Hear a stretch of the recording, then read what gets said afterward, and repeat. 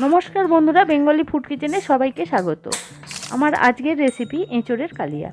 एचोरेर कालिया रान्ना करार जोन्नो प्रथमे आमी एकटा पेंयाज स्लाइस करे केटे निচ্ছি। आर एखाने किछु मशला आमी निये निয়েছি, एगुलो पेस्ट करे नेब बोले। गोटा गरम मशला निয়েছি, रसुन निয়েছি 8 कोয়া, 5-6 टुकरो आदा, दुटो काँचा लंका, একটা টমেটো স্লাইস করে কেটে নিয়েছি আর দুটো মাঝারি সাইজের পেঁয়াজ টুকরো করে কেটে নিয়েছি। এখানে এঁচোড়টা আমি এরকম টুকরো করে কেটে নিয়েছি আর আলু একটু বড় সাইজ করে কেটে নিয়েছি। এবারে সমস্ত কিছু আমি মিক্সিং জারে দিয়ে এটা আমি পেস্ট করে নেব।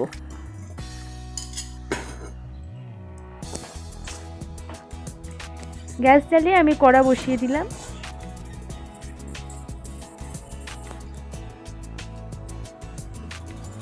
এবারে আমি তেল দিয়ে দিলাম পরিমাণ মতো।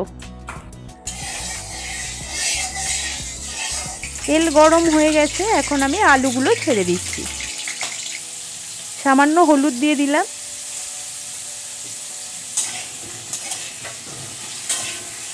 হলুদ দিয়ে আমি ভালো করে মিশিয়ে নিচ্ছি। এবারে একটু আলুটা ভাজা হয়ে গেছে, এখন সামান্য আমি নুন দিয়ে দিলাম। নুন দিয়ে সবজি ভাজলে তাড়াতাড়ি নরম হয়ে যায় এবং ভাজাও হয়ে যায়। আমার আলু ভাজা হয়ে গেছে লাল লাল করে, আমি এখন একটা পাত্রে তুলে নিচ্ছি। ওই তেলেই আমি এঁচোড়ের টুকরোগুলো দিয়ে দিলাম। এগুলো আমি ভালো করে ভেজে নিচ্ছি।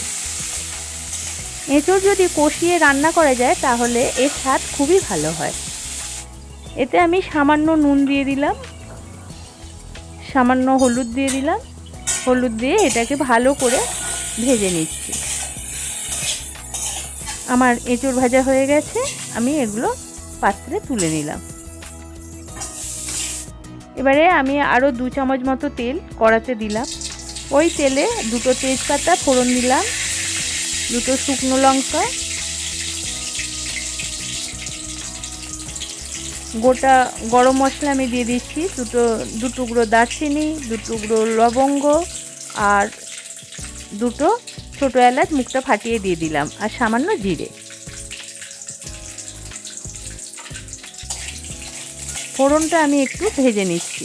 ফোড়নে যখন ভাজা গন্ধ উঠে গেছে তখন আমি পেঁয়াজটা দিয়ে দিলাম।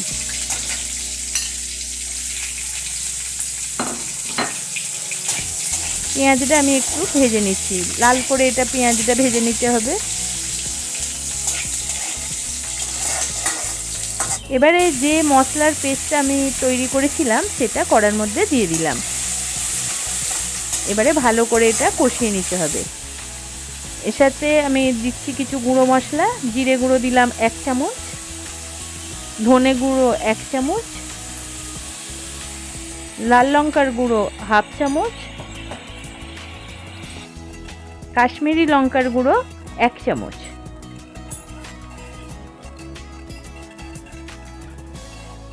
হলুদ গুঁড়ো 1 চামচ দিয়ে সামান্য জল দিয়ে দিলাম। এবারে এটাকে মশলার সাথে ভালো করে মিশিয়ে নিচ্ছি। এটাকে আমি ভালো করে কষিয়ে নেব। ঝালটা আপনারা আপনাদের প্রয়োজন মতো দেবেন। আমি এখানে আরও 1/2 চামচ হলুদ গুঁড়ো দিলাম, মোট 1.5 চামচ হলুদ গুঁড়ো দিয়েছি। এটাকেও আমি ভালো করে মিশিয়ে নিচ্ছি এবং ভালো করে কষাচ্ছি। যারা আমার চ্যানেলটা এখনও সাবস্ক্রাইব করেননি তারা সাবস্ক্রাইব করে আমার পাশে থাকুন। এবারে সেই ভাজা এঁচোড় এবং আলু আমি এই মশলার মধ্যে দিয়ে দিলাম এবং সামান্য গরম জল দিয়ে দিলাম। এটাকে ভালো করে কষাতে হবে। আরও একটু জল দিলাম এবং ভালো করে কষিয়ে নিচ্ছি।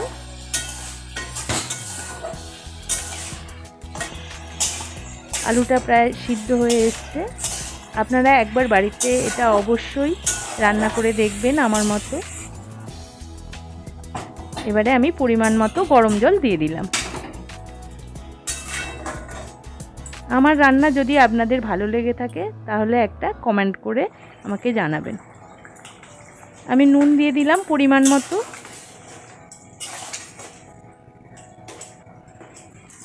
এবারে চিনি 1 চামচ দিয়ে দিলাম। নুন এবং চিনিটা আপনারা আপনাদের স্বাদ মতো দেবেন। আমার এঁচোড়ের কালিয়া রেডি হয়ে গেছে, আমি একটা পাত্রে তুলে নিচ্ছি। এই রেসিপিটা আপনারা একবার বাড়িতে বানিয়ে খেয়ে দেখবেন। যদি ভালো লেগে থাকে তাহলে একটা লাইক দিয়ে চ্যানেলটা সাবস্ক্রাইব করে দেবেন। ধন্যবাদ।